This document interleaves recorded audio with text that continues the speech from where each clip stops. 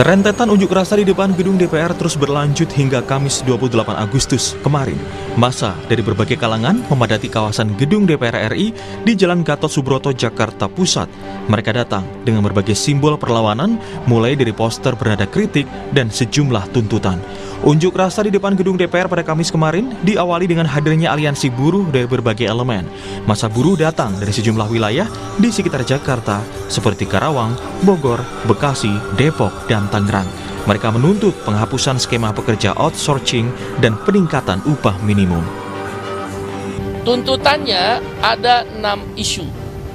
Yang pertama, kami beri nama gerakan Hostum, hapus outsourcing, tolak upah murah. Tolak upah murah, kami meminta pemerintah menaikkan upah minimum, upah kita semua tahun 2026 sebesar 8,5% sampai dengan 10,5%. DPR aja naikin tunjangan seenak-enaknya dia. Dia naikin gaji seenak-enaknya dia. Pakai joget-joget lagi. Di mana hati nuraninya? Itu yang menyakiti rakyat. Jalannya unjuk rasa massa buruh pada Kamis siang berjalan kondusif. Setelah penyampaian orasi, massa berangsur membubarkan diri sekitar pukul 12.30 WIB. Selanjutnya massa beratribut mahasiswa datang ke gedung DPR RI setelah massa buruh membubarkan diri. Mereka datang untuk mengungkapkan kekecewaan atas isu gaji dan tunjangan anggota DPR RI. Unjuk rasa yang digelar mahasiswa pada Kamis sore berlangsung ricuh. Menteri Sekretaris Negara Mensesnek Prasetyo Hadi menanggapi rentetan unjuk rasa yang terjadi di depan gedung DPR RI. Prasetyo Hadi mengatakan pemerintah menghormati penyampaian aspirasi dalam demonstrasi yang digelar di depan gedung DPR pada 25 dan 28 Agustus. Meski demikian, ia berharap aspirasi disampaikan sesuai tempat dan tidak merusak fasilitas umum. Pertama-tama tentu sekali lagi kami atas nama pemerintah menghormati segala bentuk penyampaian aspirasi. Dalam hal ini kemarin tanggal 25 dan tanggal 28 hari ini menyampaikan aspirasi, tentu kita menghormati,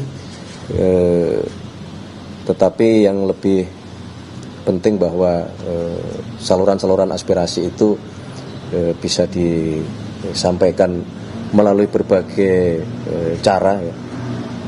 Kalaupun melalui cara penyampaian aspirasi demo itu juga tidak masalah. Yang penting semangatnya kami semua berharap untuk kemudian tidak menimbulkan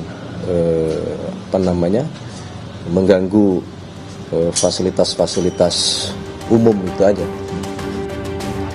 Tidak hanya terjadi di Jakarta, unjuk rasa mahasiswa dan buruh juga terjadi di sejumlah wilayah di Indonesia. Mereka menyampaikan tuntutan yang sama. Sebelumnya ribuan massa menggelar unjuk rasa di depan gedung DPR pada 25 Agustus lalu. Dengan bersuara lantang, mereka menyampaikan kekecewaan terhadap DPR, khususnya soal besarnya tunjangan dan buruknya etika wakil rakyat di tengah kondisi ekonomi masyarakat yang serba sulit. Tim Liputan Kompas TV.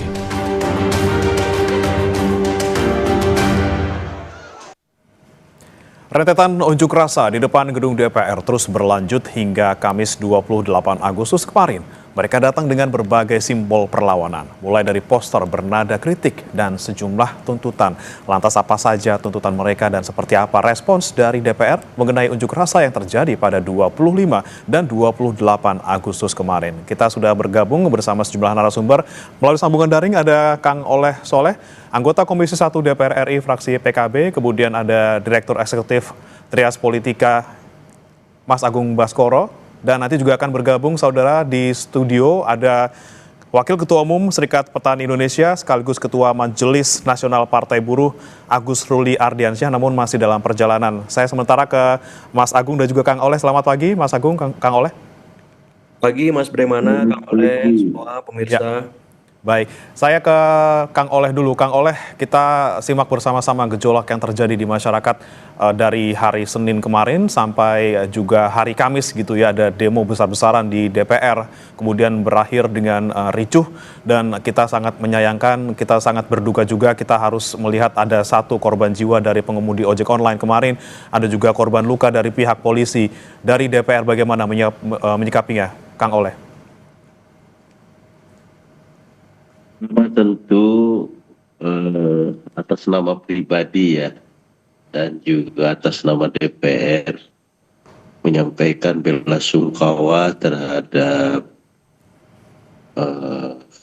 korban yang berproses sebagai ojol, dan tentunya kepada para polisi yang terkena luka. Mudah-mudahan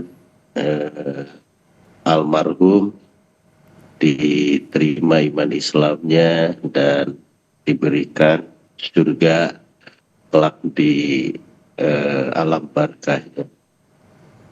Yang kedua tentu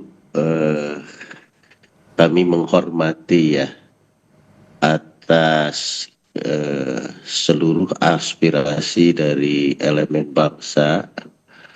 Tidak hanya buruh yang saya lihat, tetapi hampir setiap elemen bangsa dan individu terus melakukan sebuah pengawasan, kemudian sebuah kritik terhadap berjalannya pemerintahan melalui media-media baik TV, koran, kemudian medsos, dan puncaknya mungkin di hari kemarin ya. Dan tentu ini sangat dilindungi oleh undang-undang dengan kebebasan pers yang sudah kita sepakati bersama. Dan hari ini alhamdulillah wa syukurillah Pak Presiden juga dalam berbagai forum menyampaikan bahwa siapapun yang menyampaikan kritik diperbolehkan sekalipun demo. Tetapi tentu penyampaian aspirasi ini, penyampaian saran, kemudian kritik dan yang lain-lain, tentu ini juga ada aturan yang harus kita hormati bersama, baik itu di media sosial, di TV, dan bahkan melalui demo-demo. Ada aturan-aturan yang harus kita hormati, yang harus kita junjung tinggi bersama. Bagaimana penyampaian aspirasi ini bukan mendatangkan maslahat, tetapi malah mendatangkan musibah. Dan tentunya kami sangat responsif, sangat mendengar apa yang menjadi aspirasi-aspirasi semua elemen bangsa. Oke, Kang Oleh, sudah didengar, kemudian kemarin juga aspirasi dari para pendemo juga sudah masuk, tentunya sudah dilihat, sudah didengar oleh anggota DPR, lalu bagaimana dari anggota DPR menyikapinya dan tindak lanjutnya seperti itu, Kang Oleh? Saya rasa tindak lanjutnya beberapa demo-demo yang dilakukan semacam soal bagaimana tunjangan perumahan di DPR. Pimpinan sudah menyampaikan bahwa tunjangan itu akan ditiadakan ya, seperti itu. Nah, kemudian hal-hal lain soal apa yang dituntutan buruh, dan tentu ini juga sudah direspon oleh Istana. Juru bicara dari Istana juga sudah menanggapi hal ini, dan tentu akan dirumuskan melalui kementerian terkait. Intinya kalau kami melihat bahwa baik DPR maupun pemerintah, dalam hal ini adalah eksekutif, tidak pernah membiarkan apa yang menjadi keluh kesah dan aspirasi masyarakat. Ada respon, memang bisa direspon dan bisa dipenuhi hanya beberapa persen, ada juga yang Tidak bisa dipenuhi dengan pertimbangan-pertimbangan lain. Ya. Akan tetapi apapun yang menjadi aspirasi, saya melihat baik DPR maupun di eksekutif semua juga merespon dan mendengarkan apa yang menjadi keluh kesah daripada warga masyarakat Indonesia. Oke. Kang Oleh, saya pastikan kembali tadi Anda mengatakan tunjangan ditiadakan ini untuk bagian mana saja? Apakah termasuk juga tunjangan rumah yang 50 juta per bulan itu?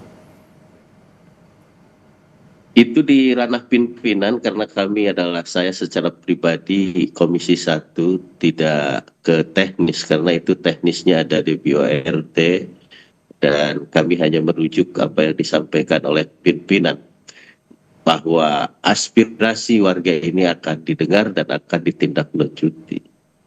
Oke, untuk detailnya berarti kita masih akan menunggu ya keterangan dari pimpinan DPR terkait dengan tunjangan yang menjadi poin protes dari para massa.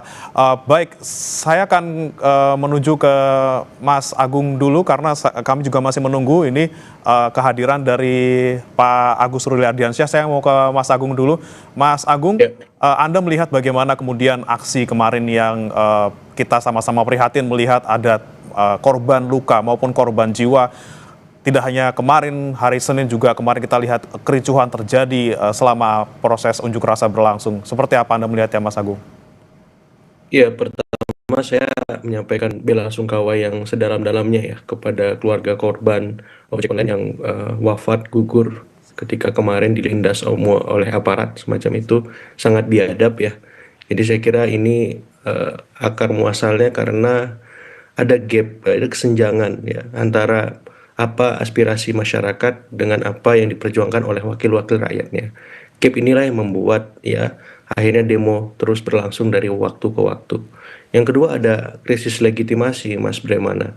Suka atau enggak mungkin rakyat turun ke jalan kalau legislatifnya jalan. Ya, tumpah ruah itu kan melelahkan, apalagi mereka ojek online begitu.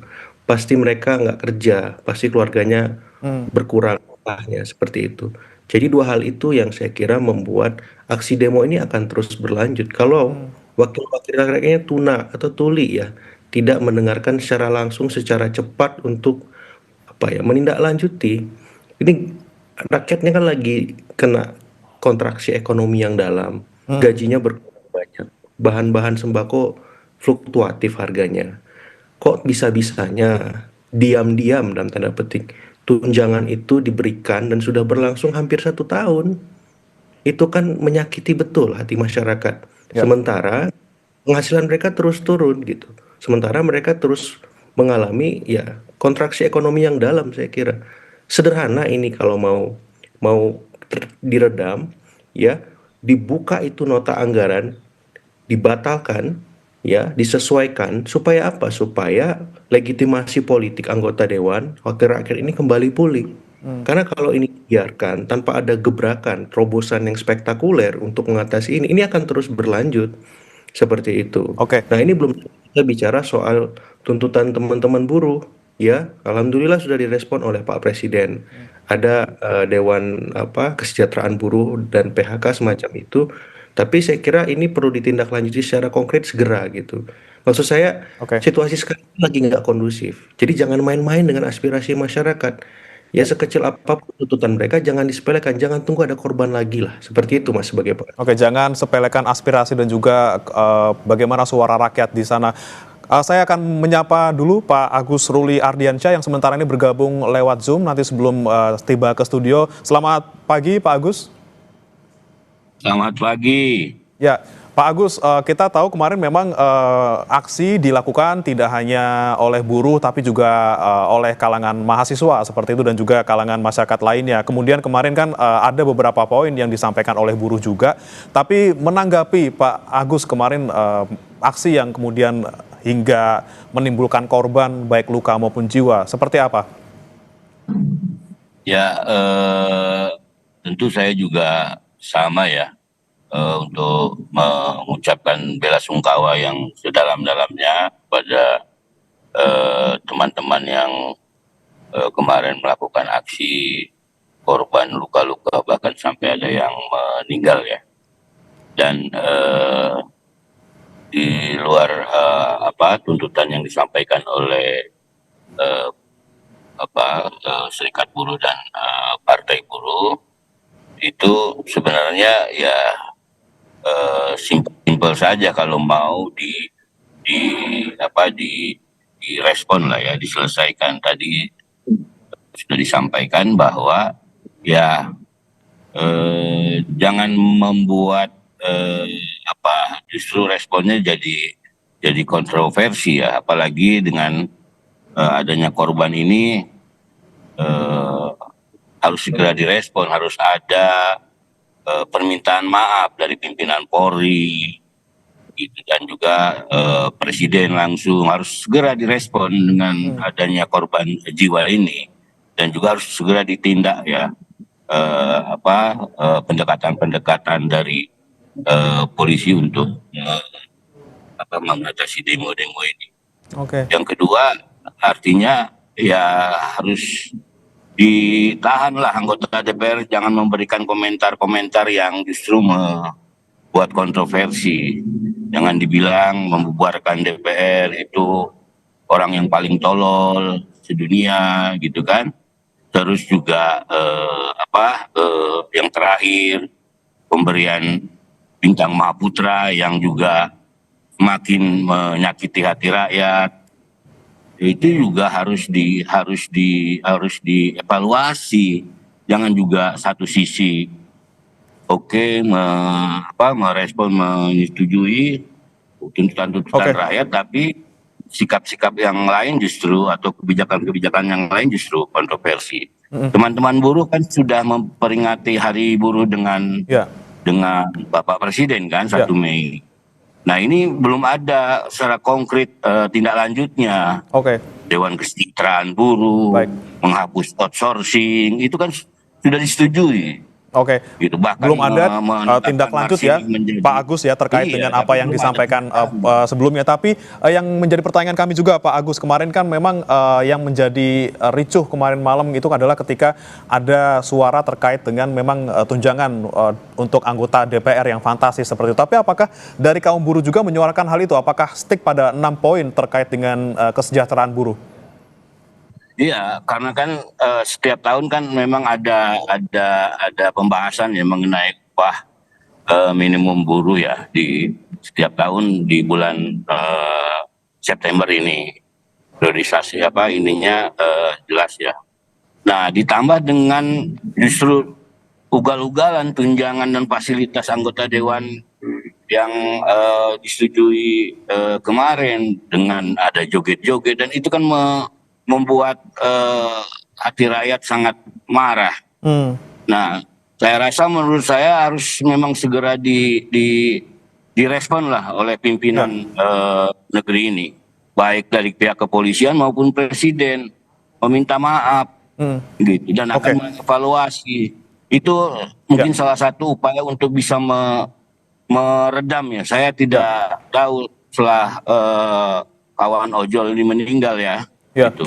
Respon ada yang juga yang banyak yang memanfaatkan keinginan bahwa kita akan terus rusuh ya, semakin membesar. Nah, ini yang harus kita antisipasi. Makanya menurut saya salah satu solusinya adalah Pak Prabowo dan Sigit ya sebagai Kapolri langsung cepat membuat respon. Inilah respon yang nantinya kita tunggu gitu ya, Pak Agus ya. Jangan sampai kemudian kemarin kita simak bersama ada pernyataan-pernyataan kontroversial dari anggota DPR terkait dengan tuntutan masyarakat. Kita akan bahas usai jeda, saudara, tetap bersama kami di Sapa Indonesia Pagi.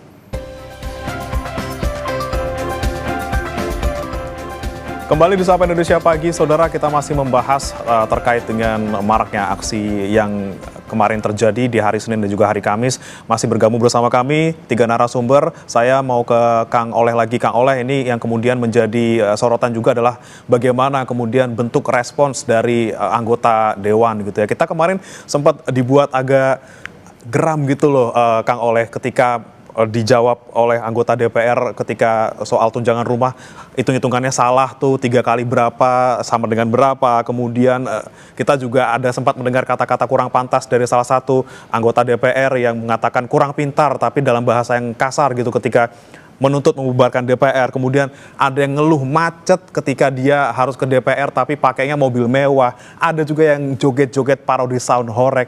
Seperti apa nih Kang Oleh kemudian dari DPR menyikapi banyak ya respons dari anggota DPR yang sekiranya tidak pantas dikeluarkan ketika kondisi seperti ini?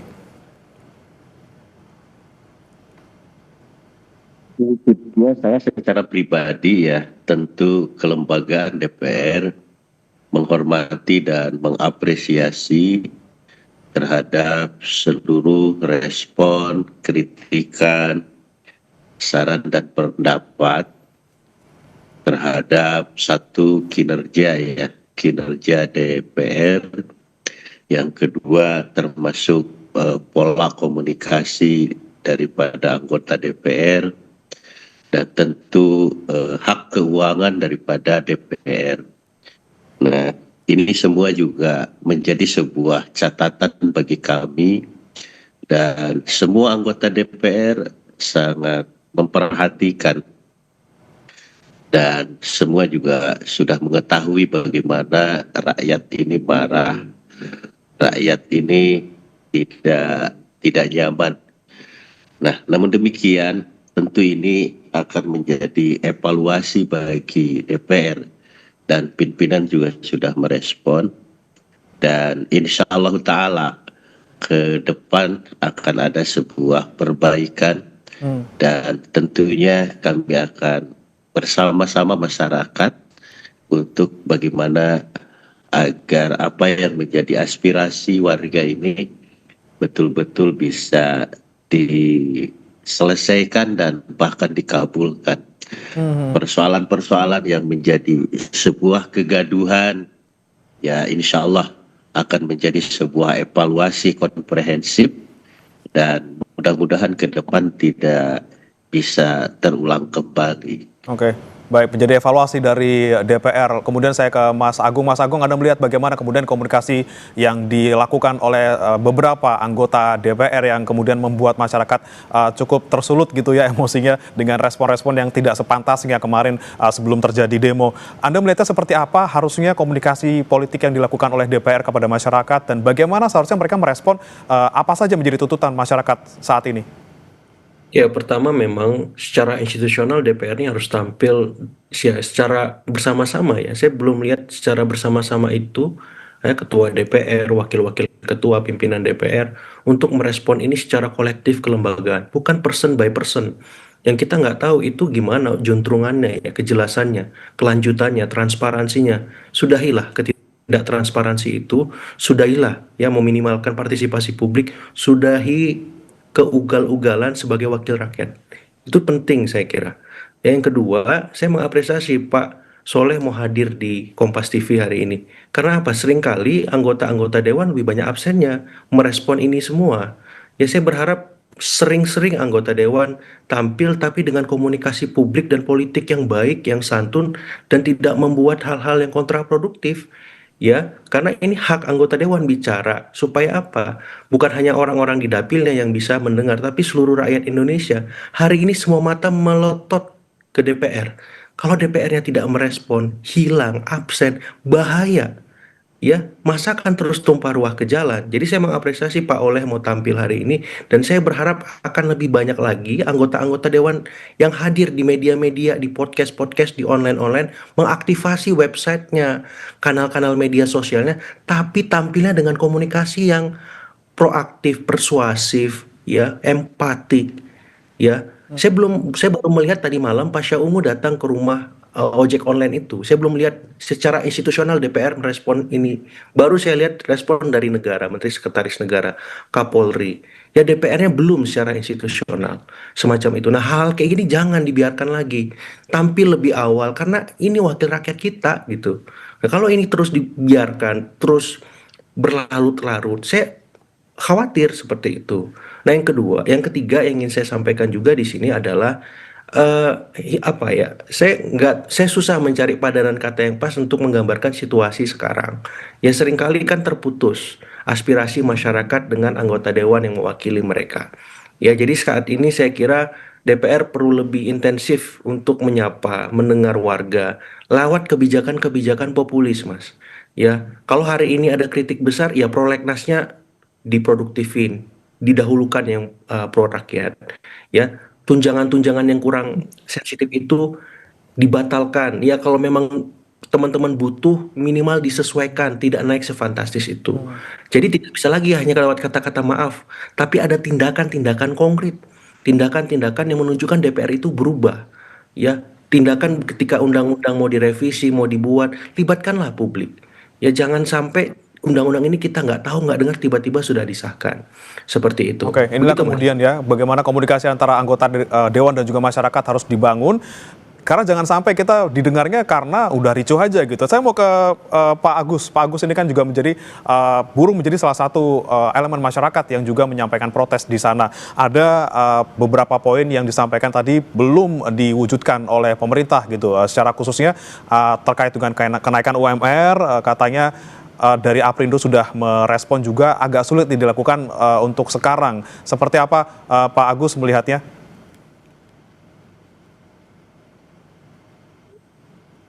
Pak Agus?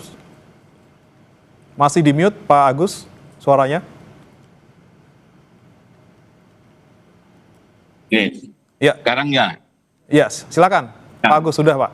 Ya, mengenai beberapa tuntutan kami ya, teman-teman buruh yang tergabung dalam aliansi dan saya sendiri dari Serikat Petani tergabung di dalam koalisi itu dan tergabung di dalam Partai Buruh. Memang kita mau menagih janji ya, yang setelah disampaikan dan disetujui oleh Presiden langsung pada peringatan 1 Mei ya, Hari Buruh Internasional mengenai outsourcing. Nah, ini kan juga harus segera dikonkretkan, menghapuskan outsourcing. Gitu. Nah, teman-teman ojol ini kan lebih parah dari outsourcing dia. Gitu. Dia justru mitra semakin nggak jelas gitu kan ya kontrak kerjanya. Gitu. Nah, ini harus segera dikonkretkan, termasuk juga mengenai kenaikan upah. Karena teman-teman buruh punya hitung-hitungan ya. Tahun lalu itu sudah disetujui 6,5 itu kenaikannya, karena ada hitung-hitungan dari inflasi, pertumbuhan dan juga indeks tertentu. Nah, sekarang tuntutan teman-teman buruh 8,5 sampai 10 karena juga ya persoalan inflasi dan pertumbuhan itu menjadi juga hitung-hitungan dengan tentunya pakai data pemerintah. Teman-teman buruh juga menghitung sehingga keluar angka 8,5 ya. Okay. Ya kalau sulit justru karena memang ya kondisinya sedang sulit dan harus dibongkar sama-sama. Masa anggota dewan dengan gampang cepat sambil joget-joget bisa gitu disetujui. Teman-teman buruh yang lain miskin kota ojol itu harus segera direspon, harus segera dikonkretkan kebijakannya. Ini yang kemudian menjadi ironi Pak Agus, yang dimana DPR dengan penghasilan yang luar biasa pajaknya dibayarin, kemudian tunjangan rumah dikasih gitu ya, untuk menaikkan UMR masyarakat yang masih di angka yang sangat jauh gitu. Kalau kata kemarin salah satu diaspora, bahkan kesenjangan sampai 34 kali lipat antara gaji masyarakat dengan anggota DPR. Ini tentunya menjadi concern juga Pak Kang Oleh, maksud saya Kang Oleh, saya mau ke Anda nih. Ada kesenjangan yang luar biasa antara masyarakat dan juga anggota dewan terkait dengan penghasilan, kemudian terkait dengan kondisi ekonomi mereka. Kemudian bagaimana kemudian DPR meresponnya lagi? Sekali lagi Kang Oleh, kami ingin memastikan bagaimana kemudian ke depannya DPR bisa menekan protes yang berlangsung di masyarakat, apalagi terkait dengan kesenjangan penghasilan yang sedang terjadi saat ini, terutama tunjangan perumahan sampai 50 juta rupiah.